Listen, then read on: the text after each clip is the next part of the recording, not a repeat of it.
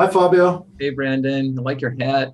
Thank you. I am also British today. Oh my God. So, what you're reviewing? Actually, I lost my accent. What case are we reviewing today?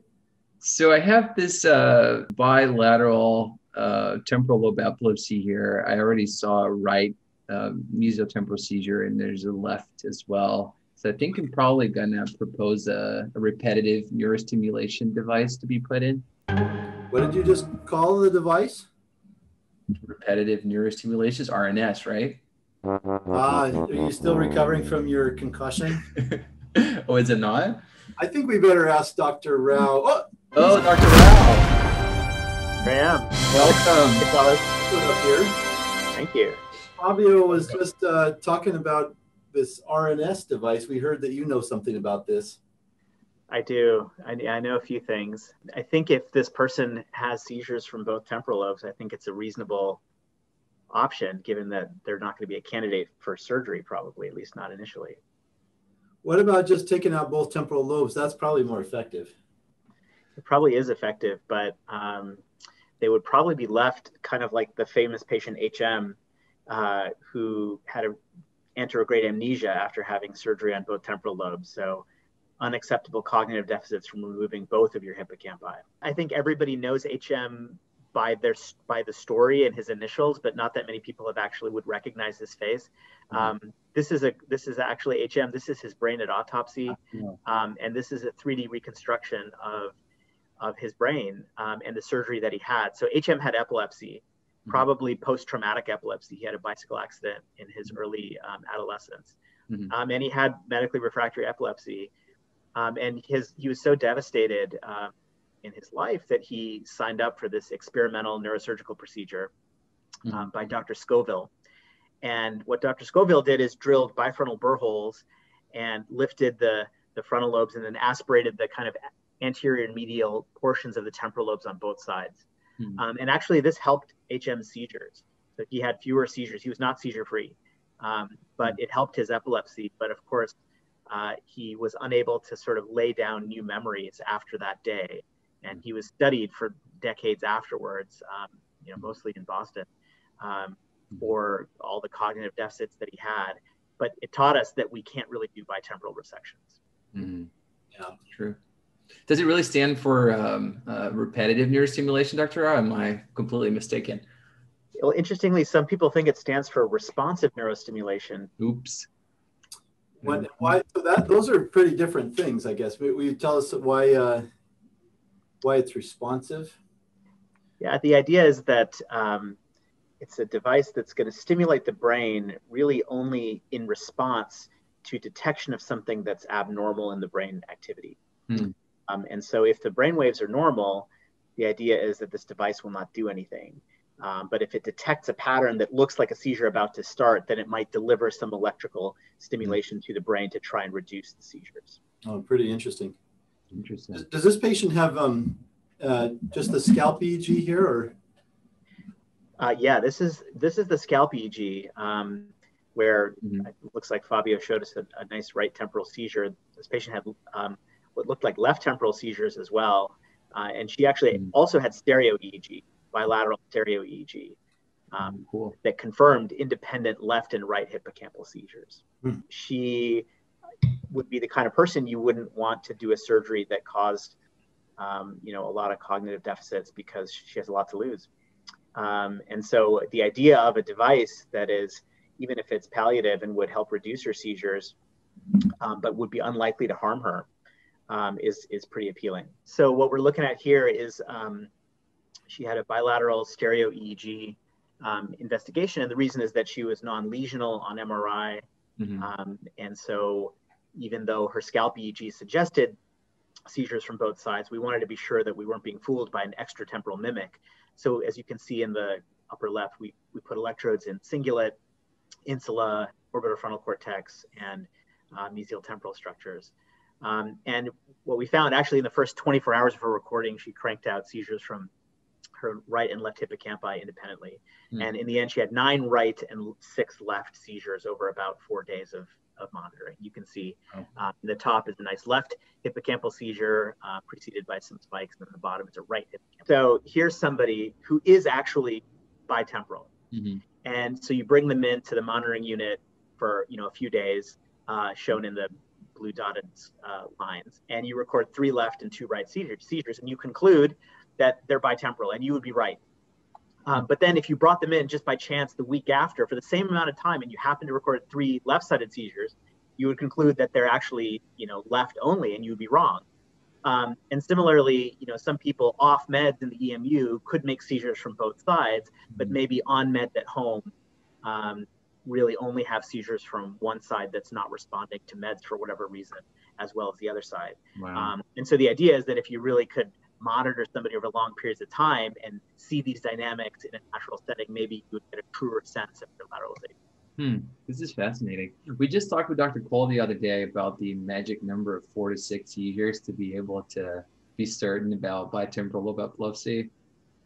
Yeah, I heard that comes from a coin flip sort of argument that it's, if only somebody had written a paper titled "The Number of Seizures Needed in the EMU," that would have been a really useful paper. I wish somebody would do that. I wish they would, yeah. It's unlike a coin flip because these instances are not truly independent from one another. I think sometimes when you make 3 left-sided seizures, like the system is so revved up, it's going to make a 4th one, and so they're not, in that way, it's maybe different than a coin where it truly doesn't matter the history.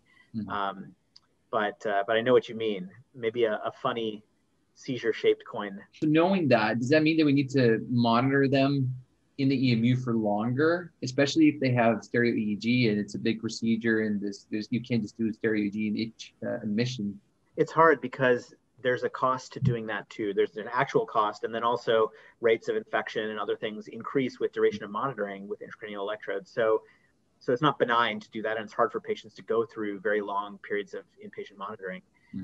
So what I would say is that I think you just have to take the preponderance of the evidence and be careful what you conclude from temporally undersampled investigations. So if there's lots of red flags about contralaterality, the PET's down on the other side, a wrong way neuropsych, interictal spikes on the other side, or 2 distinct seizure etiologies, or what have you, and you only record 4 seizures from one side, I think that should give you some pause, and you should be careful about concluding that that's all that they have. Those are great points. Yeah, I really like that. So this patient does have bilateral. So what do we need to know to help her? It seems like traditionally we would kind of have to give up. Yeah, I think you're right. Historically, there hasn't been a lot to give somebody like this. VNS, I suppose, would be one option because it doesn't really matter where the seizures come from for VNS. But that's about it. And I always feel like if you're going to do VNS, we have a sort of unwritten rule that nobody who gets intracranial monitoring should go on to have VNS afterwards, because you could have done that without intracranial monitoring. That's not really, how effective is VNS? Well, it depends on what you look at and who you ask. Some people say that the outcomes are similar to other devices like RNS or deep brain stimulation, DBS. But actually, if you really compare apples and apples and you look at prospective trials that are blinded and sham controlled and whatnot, and you compare that, the efficacy is a little bit less, I think. And again, everybody has their own biases. My experience is that VNS is a little bit less effective for drug-resistant focal epilepsy. I think it actually has reasonably good efficacy for primary generalized epilepsy, but there are people who would disagree with that characterization. Fabio, this is what you want to do for this patient, I heard, right? The RNS device. Yep.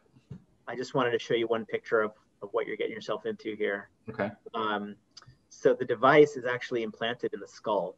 The thickness is about the same thickness as the human skull, so it sits flush, it doesn't protrude. And it has 2 wires that it's connected to. Those can be strip or depth leads. And each wire you can see at the end has 4 electrode contacts. And we place those contacts in the brain at the site or sites where seizures come from. And the idea is this cartoon just sort of shows what I was describing about the concept of responsive Stimulation, it's sort of sensing all the time. It's listening to brain activity all the time. And if it detects something that you tell it to look for that's abnormal, it's going to stimulate and hopefully normalize the brain activity. Each lead can only sense or stimulate, Dr. Rao, or they can do both at the same time, depending on the electro lead you're looking at. The leads can be used for both sensing and stimulation, but technically the device can't sense and stim at the exact same time. The amplifier is turned off when stim is delivered, so you do get a blanking artifact on your recordings when stimulation is delivered. How long does the blinking artifact last? It depends on how long you've programmed your burst duration for. A typical starting duration is 100 milliseconds. So there's at least that amount of blanking, and then there is some sort of latency before the amplifier picks back up again. So it's less than a second of blanking, and I can show you some examples. So let's say for our patient who has bilateral mesotemporal lobe epilepsy, then we would do 2 depths inside the mesotemporal lobe in each side that senses. Some of them sense and some of them stimulate. Yeah, they would both be sensing because, presumably you would be recording seizures and abnormal activity from both sides. So you'd want to sense on both sides, and then you would deliver stimulation to one or both sides, depending on where the seizures were coming from. Okay. Yeah, so the electrodes can be, it's not like you have to choose a sensing electrode and a stim electrode. They can all be used for anything. Interesting. Okay. This is what it looks like in the operating room. You can see the device kind of put into the skull here in a tailored craniectomy. This particular patient had a total of 4 leads implanted with strip leads on cortex. So that's different than our patient here. This is what the strip leads would look like on the surface of the brain. Our patient's going to get bilateral depth leads, sounds like. And that's because the seizure onset is deep. So we have to use the depths instead of the strips. Is that why? Yeah, exactly. If you're, the idea is to put the electrodes at kind of, if you think about it like an earthquake, you want it at the epicenter of the earthquake, because that's the best place. That's the first place where you're going to hear something abnormal. And it's the place where if you're trying to nip the seizure in the bud, that's probably where you want to intervene, as opposed to somewhere where the seizure propagates. And so if the seizures come from a deep structure like the hippocampus, then that's where you got to put leads, and depth leads are appropriate for that. Got it. These pictures just show like all the different ways that you can configure your leads depending totally on your patient's physiology. So our patient would be like this one. We typically prefer this transoccipital depth lead approach because you can get the electrodes along the long axis of the hippocampus. You can get a lot of electrodes into hippocampal tissue. But there are other ways. Some people place them orthogonally. And for different patients, you may choose different combinations of electrodes and different implantation schemes. Okay. And the green thingies are the hippocampi, right? Just the yes. They're not actually, well, some people's are probably green, but they're not usually green. Patrick's Day. Yes. How customizable is the RNS? I know, so you're showing where you can put things, but I guess there's some programming you can do as well to make it tailored to an individual's seizures, either kind of how they look so you detect it better, or also presumably how you stimulate. Can you tell us about those things? Yeah, seizures are like a fingerprint. Everybody's is a little bit different.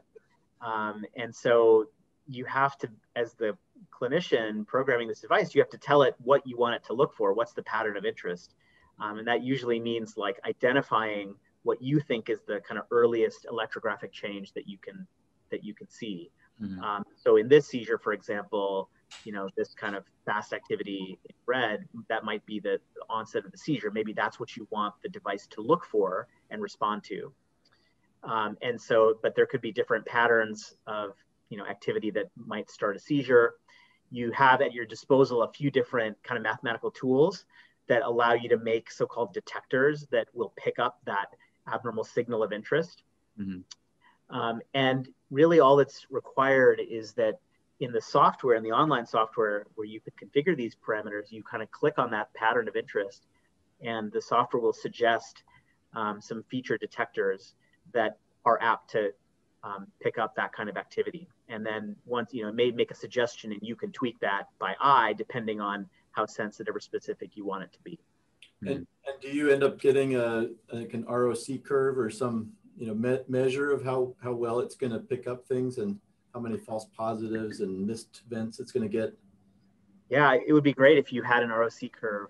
What you get is whatever detector you choose, the software will simulate those settings on every stored electrocorticogram that is available. And so you can kind of pretend, well, if the patient had these settings all along, how many detections and what kind of detections would it have made with these settings? So you can decide, is that way too many non-specific interictal detections? Or is it too specific and I'm picking up seizures only, but too late, like 10 seconds into the seizure, maybe that's too late and you want it to be earlier. So you can judge by eye based on the simulations, kind of where that balance lies. Hmm. And how about on the stimulation end? What parameters are you able to, adjust to make it more effective, assuming the detection's working well? Yeah, this is a so-called charge balanced biphasic square wave pulse. That's the waveform of the current that's delivered by the device. And so if you want me to draw this curve, you have to tell me 4 numbers. You have to tell me the frequency of these pulses, how wide each one is, how tall they are, meaning the milliamps of amplitude, and then how long you want this train to be. And then you also have to tell me what's the anode and what's the cathode, so I know how the current's going to flow in the brain. So you can actually configure these pluses and minuses on the leads however you like. And so if you define all of this, then the device will deliver this kind of stimulation when it makes a detection of the activity you've told it to look for. Okay. One of our traditions on the show is to have people sing. And do you mind kind of singing a few different types of stimulation? Yeah, sure, I can try. If Dr. Cole could do it, I feel like I can give it a shot, but probably not as well as him. Yeah, maybe first sing the default setting and then. That's right. So the default setting is a high frequency burst of pulses for short amounts of time. So that would be like in response to detection, the device would go like da-da-da-da, da-da-da-da, da-da-da-da, da-da-da-da, like that. Okay. Sometimes if that paradigm is not effective, some patients respond to a longer duration of pulses at a slower frequency. So something like a da da da da da da da. And that can be helpful for some patients too. So that's about as much singing as you're gonna get out of me, Brad. No, that was great. Grammy Award. That was beautiful. I have a little tear. Dr. Rao, I have another dumb question. So what does the closed loop versus open loop really mean? Yeah, open loop, the classic example of that would be the original versions of the vagus nerve stimulator. Open loop just means that the device is not using any feedback from the thing that's stimulating to affect how it stimulates. So it's usually, it's also called scheduled intermittent stimulation. So it's kind of on, off, on, off, on, off all day long. And you could connect it to an eggplant and it would just stimulate on, off, on, off, on, off all day long. Okay. Closed loop means something like this. So activity is being sensed from the brain tissue by the device. And then in response to that detection, stimulation is being delivered back to that tissue to try and normalize the device. So some would argue that this is not truly closed loop. A truly closed loop device is like a thermostat, which you set a temperature, and if it's too cold, it heats it up, and if it's too hot, it cools it down to meet that temperature. So this is not exactly that, because we're not keeping a parameter of interest within range, but it is responsive, which means that if everything is normal, nothing happens. But if something is not normal in terms of the activity, then stimulation is delivered. Very interesting. So the main difference between DBS and RNS is the closed loopiness? Yeah, that's exactly right. So DBS, in a way, is like a hybrid between VNS and RNS. So it's intracranial, like RNS, but it's open loop, like VNS. So it doesn't record electrocorticograms like RNS does. Some of the newest models are able to record certain features of brain activity, but it is not responsive to brain activity in the way that RNS. Well, what are the chances this RNS is going to help our patient? How do you counsel her? What we counsel patients on is really based on what we know from clinical trials. And the 9-year prospective trial of RNS just completed last year. And this is what they found. So what we're plotting is the median % reduction in patient-reported seizure frequency over the course of 9 years. And so you can see that, like all neurostimulation devices, the apparent efficacy improves gradually over time. And we could talk about why that is. But by year 9 in this trial, 200 some odd patients had a 75% median reduction in seizure frequency. So you might tell a patient that if they were, an average responder, that over time, these are the kinds of numbers of reductions in seizure frequency that they could expect. But I also tell people that this is palliative, and it's unlikely that they'll experience seizure freedom, or at least long durations of seizure freedom. In our hands and elsewhere, only about 10% of patients really experience meaningfully long periods of seizure freedom. In a real world outcome study that was sort of not part of the original clinical trial, just looking at actually, what's happening following approval of the device, what we found is that actually outcomes are maybe a bit better and a bit faster. So for bilateral or two foci of epilepsy, it makes sense to me to do RNS. When would you recommend it for just one focus? RNS can be useful for one focus if that focus is in a place that's not safe to remove surgically. For example, we have a woman who has really well localized seizures. We've done a lot of things to precisely pinpoint where the seizures come from. The problem is it overlaps perfectly with Broca's area. And so we could remove it and maybe she'd be seizure free, but what's the point of seizure free if you're completely aphasic afterwards? That makes sense. So that's the kind of scenario where even with a single focus, you may consider something like that. And do we have any issues stimulating eloquent cortex? Is that a problem? You would think that it would be, because like when we do, for example, cortical mapping, to define eloquent cortex, we deliberately disrupt function. And so you would think that that would happen with RNS too, but the experience is actually that is uncommon. It can happen. It's uncommon probably for a couple of reasons. One is that the stimulation intensities, that the charge densities that most people have in the course of RNS therapy is on the lower side. But I think a bigger aspect is actually the stimulation frequency that we use. We deliberately avoid those mid-range frequencies. Everybody maps at 50 or 60 hertz, right? Those are very activating frequencies. We deliberately avoid those frequencies when we stimulate with RNS. We start at usually 200 hertz or 100 hertz. Sometimes when I was showing you the slower stimulation frequency, that might be in the 2 to 5 hertz range. But I think those frequencies are less likely to cause problems in the eloquent cortex. RNS definitely doesn't cure everybody, but I would say what I've learned is that you always learn something about somebody's epilepsy by virtue of the data that you get. And that has been very eye-opening for me, is whether it's seizure lateralization or how many subclinical seizures they have or patterns in seizure occurrence over long periods of time. It's an amazing glimpse into the physiology of epilepsy. So I think you'll always learn something that will help you manage the patient better. The efficacy may not always burn, but you will always learn. How about that? Wow.